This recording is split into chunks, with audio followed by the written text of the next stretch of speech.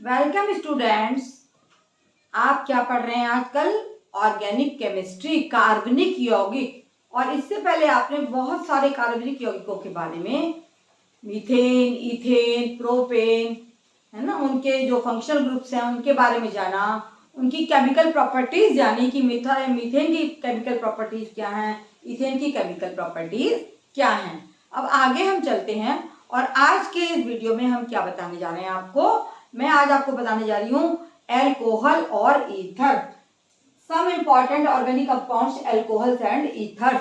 Alcohol क्या हैं और ईथर्स क्या हैं, उनके क्या क्या नाम हैं और केमिकल नेम्स क्या हैं उनके, और उनके जो हैं IUPAC नेम क्या हैं, कैसे उन पे क्या रिएक्शंस होते हैं, इसके बारे में मैं आपको बताऊंगी। मेरे वीडियो को लाइक और सब्सक्राइब अवश्य किया कीजिए और अच्छा लगे तो आगे आप और लोगों को भी बताइए। तो हम स्टार्ट करते हैं इथेनॉल से।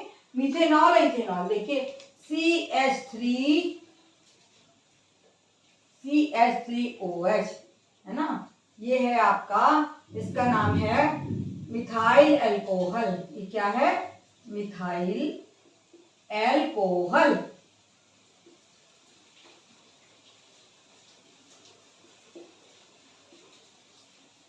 मिथाइल अल्कोहल क्या होता है? CH3OH, इसको हम बोलते हैं मिथाइल अल्कोहल। और इसके साथ में जो हमारी समजाती श्रेणी थी, इसके ऊपर आता है हमारा इथाइल अल्कोहल। सबसे पहले हम इसका नाम देख लेंगे। मिथाइल अल्कोहल का क्या नाम है? इसका नाम IUPAC नाम है। IUPAC नाम है इसका मीथेनल। क्या नाम है इसका? मेथेनल। इसकी श्रेणी में जो हमारी सजाती श्रेणी थी, इसमें हम आगे बढ़ेंगे तो आ जाएगा आपका इथाइल अल्कोहल C2H5OH, और इसका नाम हो जाएगा तुम्हारा इथाइल अल्कोहल। Ethyl alcohol.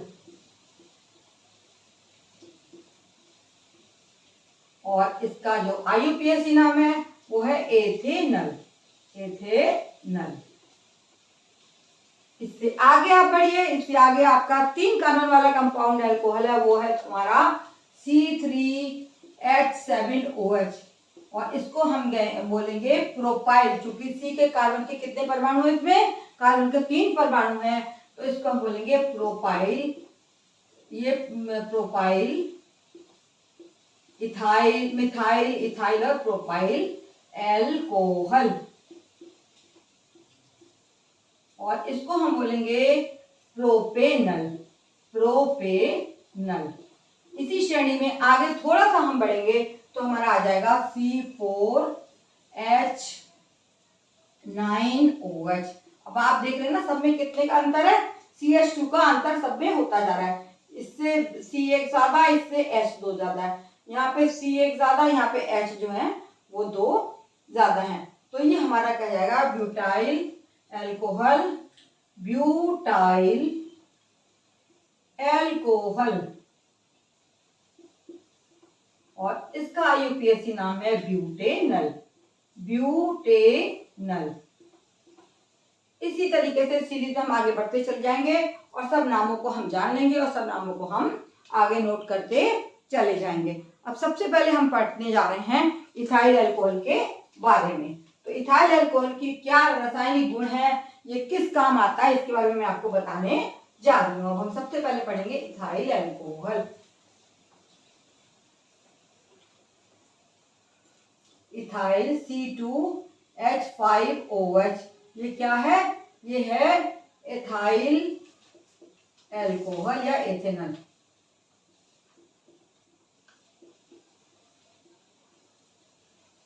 जिसको हम क्या बोलते हैं? IUPAC नाम में हम इसको एथेनल पुकारते हैं। तो ये हमारा है ethyl alcohol.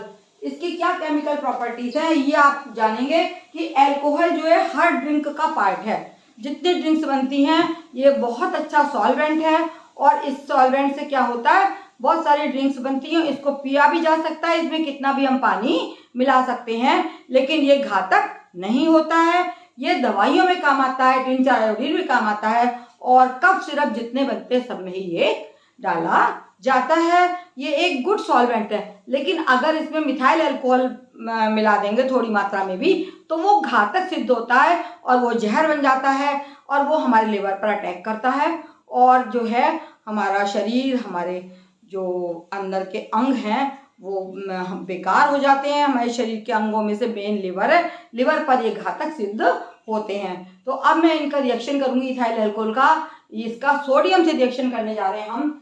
C2H5OH plus Na, 2Na के ले लिए तो ये बन जाएगा हमारा सोडियम इथॉक्साइड C2H5O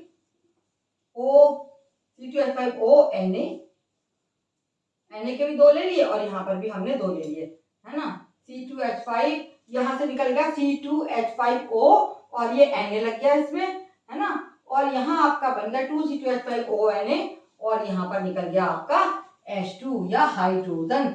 ये बन गया सोडियम इथॉक्साइड। इसका नाम क्या है? Sodium ethoxide. अल्कोहल जो बहुत सोडियम इथॉक्साइड अल्कोहल जो बहुत अच्छा ड्रिंक है, इथाइल अल्कोहल, और इसको पानी मिला के लोग पीते भी हैं, इससे हल्का सा नशा आ जाता है। तो ये है सोडियम इथॉक्साइड। दूसरा रिएक्शन इसका क्या है कि अल्कोहल में हम क्या मिलाने, डिहाइड्रेशन करने जा रहे हैं। CH3CH2OH और इसको में हम क्या रिएक्शन करेंगे H2SO4। ये कैसे रिएक्शन हो जाएगा? ये सल्फ्यूरिक अम्ल जो है इसमें मिलाया जाएगा और सल्फ्यूरिक अम्ल के डालने से इसका डिहाइड्रेशन हो जाएगा, इसमें से पानी निकल जाएगा और ये बन जाएगा CH2 डबल बॉन्ड CH2 और प्लस H2 निकल गया उसमें से और ये बन गया तुम्हारा CH2 डबल बॉन्ड CH2 और वाटर का मॉलिक्यूल जो है इसमें से निकल जाएगा और ये बन जाएगा हमारा H2O। ठीक है, ये H2O बैलेंस कर लेंगे। CH2 डबल बॉन्ड CH2, एक H यहाँ से निकल गया और इस H से मिलके इसमें पानी बन गया और ये हमारी बन गई एथिलीन। ये इसके क्या है? अल्कोहल के केमिकल रिएक्शंस हैं जो आपके सामने मैंने रखे हैं। इस प्रकार से आप समझ लीजिए कि ये एक बहुत अच्छा ड्रिंक है और ये सभी दवाइयों में डाला जाता है और हम इसको पी सकते हैं, इसमें हमारा कोई भी नुकसान नहीं होता है।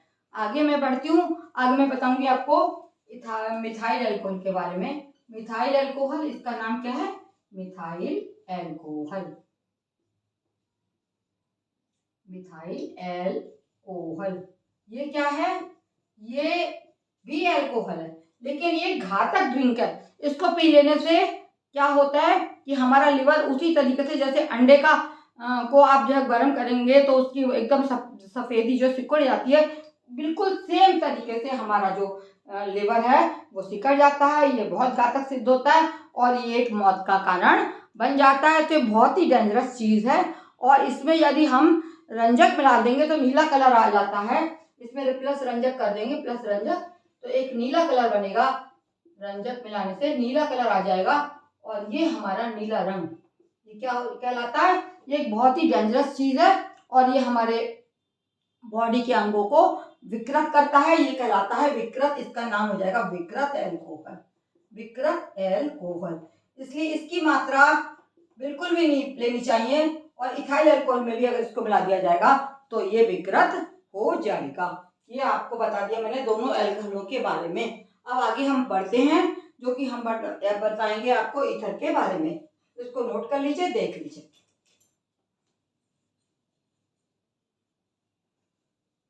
अब हम आगे चढ़ते हैं। ईथर अल्कोहल का जो वो था सूत्र, वो आपका ROH कहलाता है। अब हम ईथर का बनाएंगे। ये है अल्कोहल, अल्कोहल, और ये ईथर का बन जाएगा आपका ROR। ये हो जाएगा आपका ईथर का। अब आगे हम पढ़ने जा रहे हैं ईथर या एथेनॉइक अम्ल। ये हो गया आपका ROR, CH3 और COOH। मैं लिखी जा रही हूँ CH3COOH। वैसे इसका नाम होता है ये एथेनॉइक अम्ल हो गया, एथेनॉइक अम्ल। और इसका नाम जो है वैसे एसिटिक एसिड भी इसको कहा जाता है। इसका नाम क्या है? Acetic acid. एसिटिक एसिड भी बोला जाता है साधारण भाषा में और वैसे ये क्या है, कार्बनिक भाषा में या कार्बनिक कंपाउंड्स के अनुसार इसको हम बोलेंगे एथेनॉइक अम्ल। और इनका सूत्र क्या होता है, ROR। ये आपका है एथेनॉइक अम्ल। इसका जो गलनांक है वो 290 डिग्री, दो गलनांक इसका कितना होता है, 290 के, ये इसका गलनांक होता है। इसीलिए ये क्या होता है, जब बहुत ज्यादा सर्दी पड़ती है तो ये जम जाता है और ये इसकी जो 3 से 4% मात्रा ये सिरका बनाती है, ये सिरका बनाती है। और ये हमारा अचार में भी अचार जो हम डालते हैं उसमें काम आता है और प्रिजर्व में काम आता है। इस तरीके से ये हमारा एथेनॉइक अम्ल है और इसका गलनांक कितना है, 290 डिग्री के। तो इसको अगर यदि हम साधारण टेम्परेचर पे हम रख देंगे तो क्या होगा कि ये अधिक ठंड होने से ये जम जाता है और ये फिर बेकार हो जाता है। इसको हम क्या बोल देते हैं, इसको हम जब जम जाएगा तो इसका नाम हो जाएगा ग्लेशियल एसिटिक एसिड। इसका नाम हो जाएगा ग्लेशियल एसिटिक एसिड।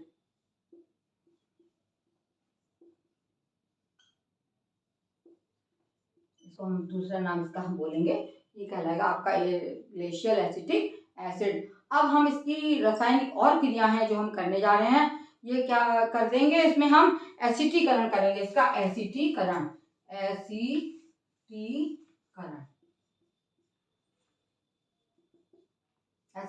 क्या क्रिया है कि इसको हम कैसे मिलाएंगे, हम इसको CH3COOH CH3COOH प्लस C2H5OH, ये क्या है हमारा इथाइल अल्कोहल है और ये है तुम्हारा एथेनॉइक अम्ल और इथाइल अल्कोहल है। जब हम इसको मिलाएंगे तो ये क्या बन जाएगा, इसमें से हमारा क्या निकल जाता है, इसमें से हमारा H2O निकल जाएगा CH3C डबल बॉन्ड O और ये बन गया डबल बॉन्ड O, एक O इधर आ जाएगा OC2H5 और ये निकल गया तुम्हारा पानी अलग निकल जाता है। मिथॉक्सी बन गया सीधा सीधा। इसका नाम क्या होता है, इसका है आपका नाम एस्टर, इसको बोलते हैं CH3C double bond O OCH2CH3 लिख दो, चाहे ऐसे ही ले लो और ये पानी इसमें से अलग निकल जाता है और ये कहलाता है तुम्हारा, ये एस्टर का निर्माण हो गया, इसको हम एस्टर बोलते हैं। ठीक है, ये एस्टर हो गया, एस्टीकरण इसीलिए बोलते हैं। ये इसका नाम क्या हो जाएगा, इसका नाम हो जाएगा एस्टर। और ये हमारा क्या किसके साथ, एथेनॉइक अम्ल के साथ हमने इथाइल अल्कोहल के, एक क्या है हमारा एथेनॉइक अम्ल और ये है हमारा इथाइल अल्कोहल, इन दोनों की क्रियाएं कराएंगे तो एस्टर बन जाएगा और पानी बाहर निकल जाएगा। अब इसके रिएक्शन जो है हम NaOH के साथ भी करते हैं। NaOH के साथ में हम करेंगे CH3COOC2H5 है ना, और इसका हम करेंगे NaOH के साथ रिएक्शन। ये है मिथॉक्सी एस्टर एसिड है, ये मिथॉक्सी एसिड और इसका हम NaOH के साथ जब रिएक्शन करेंगे तो ये हमारा बन जाएगा CH3COONA, ये आ जाएगा CH3COONA CH3COONA सोडियम इथॉक्साइड इसका नाम है। और आगे जब हम इसको इसमें से जो बचेगा CH3CONA प्लस हमारा क्या बन जाएगा, ये अल्कोहल बना देता है C2H5OH, ये फिर से बन गया इथाइल अल्कोहल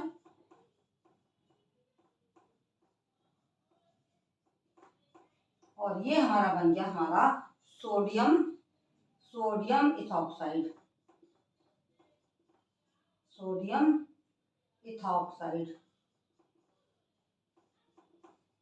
ये क्रिया आपको समझ में आ गई होगी।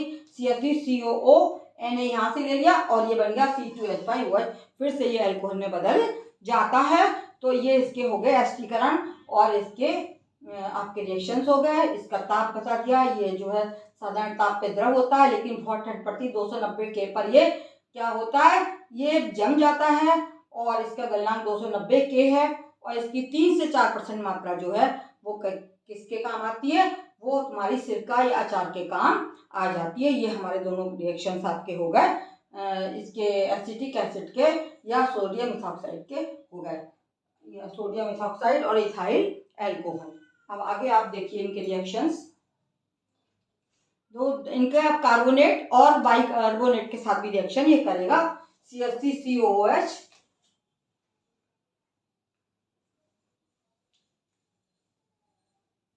आगे हम चलते हैं, इनका कार्बोनेट और बाइकार्बोनेट के साथ इसका क्या रिएक्शन होता है।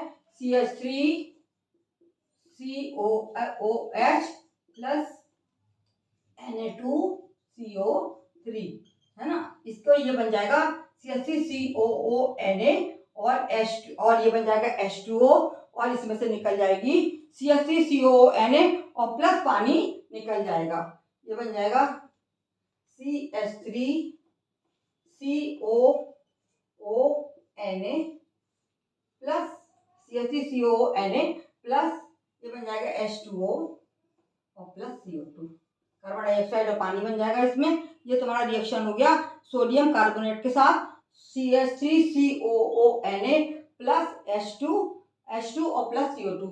ये CH3COONA प्लस H2 और प्लस CO2, ये हाइड्रोजन और कार्बन डाइऑक्साइड इसमें बन जाएगी। तो ये हो जाएगा सोडियम इथॉक्साइड और ये तुम्हारा एथेनोइक एसिड हो गया। अब इसका बाइकार्बोनेट के साथ भी हम रिएक्शन करेंगे। बाइकार्बोनेट के साथ रिएक्शन जब करेंगे तो CH3COOH प्लस NaHCO3। तो इसका रिएक्शन जब होगा सोडियम बाइकार्बोनेट, इसका नाम क्या है, सोडियम बाइकार्बोनेट। इसका रिएक्शन जब होगा तो ये बन जाएगा तुम्हारा CH3COONA, CH3CO इधर से ले लेगा, Na ये ले लेगा, ये H2O बनेगा और CO2 निकल जाएगी। CH3COONA प्लस H2, यहाँ पे पानी बनेगा और प्लस CO2 निकल जाएगी। कार्बोनेट के साथ खाली तुम्हारा हाइड्रोजन और कार्बन डाइऑक्साइड बन रही थी और इसके साथ में इसका क्या बन रहा है, पानी और कार्बन डाइऑक्साइड। इस तरीके से ये आपने रिएक्शंस देखे है ना कि ये क्या चीज है।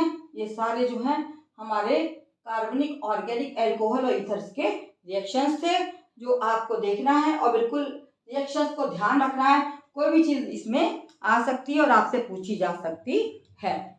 इसके बाद में अब आगे हम चलते हैं कि साबुन क्या चीज है। साबुन क्या है। साबुन जो है कार्बन श्रृंखला के किस काम आता है। साबुन आपको भी पता होगा कि साबुन जो है लंबी श्रृंखला वाले कार्बोक्सिल अम्ल के सोडियम लवण है। लंबी श्रृंखला वाले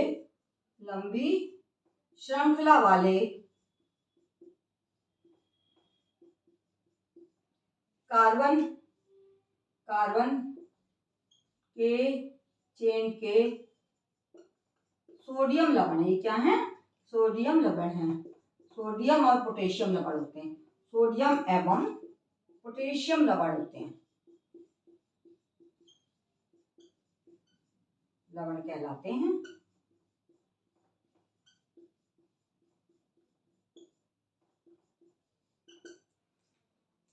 किस चीज में काम आते हैं साबुन, नहाने में काम आते हैं, कपड़े धोने में काम आते हैं। जो पोटेशियम के साथ में लवण होते हैं वो अधिक मृदु तरल होते हैं, अधिक मुलायम होते हैं और वो उनकी जो सतह है वो इतनी क्षारीय नहीं होती है। जबकि सोडियम के जो लवण होते हैं उनकी त्वचा जो ऊपर का जो है वो खुरखुरा होता है और वो इतने अच्छा जो है बॉडी के लिए नहीं होते हैं। उनमें थोड़ा जो है क्षार का वो आता है और सफेदी सी आ जाती है नहाने पर। तो कौन से लवण अच्छे होते हैं, आपके पोटेशियम लवण ही अच्छे होते हैं। ये कैसे बनाए जाते हैं, लंबी श्रृंखला वाले कार्बोक्सिलिक अम्ल के सोडियम पोटेशियम लवण हैं। कार्बन के चेन के या कार्बोक्सिलिक अम्ल भी कह लेते हैं इनको हम। कार्बोक्सिलिक अम्ल के लवण हैं। इनको क्या बोलते हैं, कार्बोक्सिलिक अम्ल के लवण भी कहलाते हैं। अम्ल के लवण।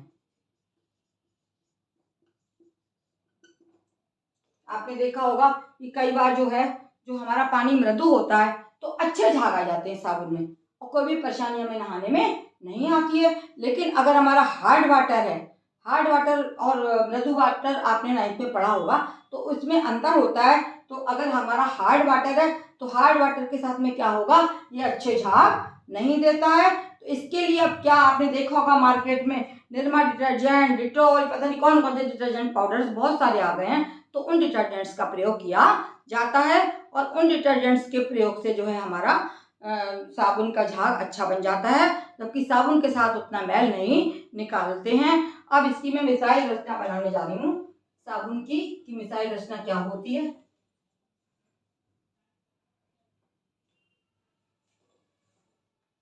ऐसे करके एक गोला बना दिया, ये है ना, और इसके चारों ओर इस करके इस तरीके से चेन बन जाती है और यहाँ पर ये ऐसे करके ऐसे लगा दिया जाता है। ये देखिए आप इस तरीके से, अगर मिसाइल रचना बनाने को आती है तो आप इसको आराम से बना के दिखा सकते हैं। यह साबुन की मिसाइल रचना, क्या है ये? साबुन की मिसाइल रचना। मिसाइल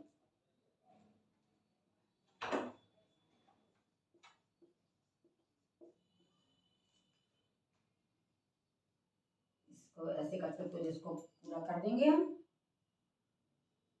आप देख रहे हैं इसमें दो सिरे हैं और एक सिरा जो है वो बाहर की ओर है और एक सिरा अंदर की ओर होता है।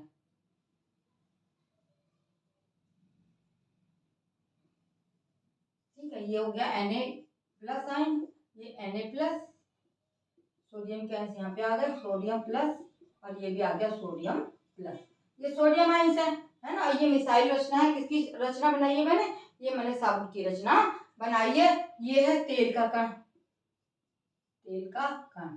तो एक सिरा जो है वो बाहर की ओर होता है इसका, और ये तेल का कण इधर होता है। तो ये जो हमारे तेल के कण हैं ये क्या करते हैं, यही गंदगी को, मिट्टी को, जो भी गंदगी होती है उसमें से निकालते हैं। जब हम कपड़े पे लगाते हैं इसको, तो तेल का कण ही जो मैल होता है उसको साफ करता है, मैल को निकालता है। और जो बाहर आपकी ये रचना है मिसाइल रचना, इसमें सोडियम के जो कण हैं वो बाहर की ओर हमारे लगे हुए होते हैं। इस प्रकार से आपने देखा किस तरीके से ये साबुन भी एक ऑर्गेनिक कंपाउंड है, ये भी कार्बन की लंबी लंबी चेन से बनता है, और डिटर्जेंट्स भी कार्बन की लंबी चेन के ही बने होते हैं। सब कहीं भी ऐसा नहीं है जहाँ पे कार्बन की चेन का हमारा उपयोग ना होता हो या हम उसको नहीं जानते हैं। डिटर्जेंट क्या है? ये लंबी श्रृंखला वाले जो हैं वो सल्फोनिक तथा अमोनियम लवण होते हैं। किसके? कार्बन की लंबी। डिटर्जेंट क्या है? डिटर्जेंट के आप बारे में जानिए। डिटर्जेंट ये लंबी श्रृंखला वाले, लंबी कार्बन की श्रृंखला वाले, कितनी भी लंबी हो सकती है, श्रृंखला वाले अमोनियम जानते हैं आप? NH4 को हम क्या बोलते हैं? अमोनियम हम बोलते हैं। अमोनियम तथा सल्फोनिक लवण होते हैं, सल्फर, अमोनियम तथा सल्फर लवण होते हैं।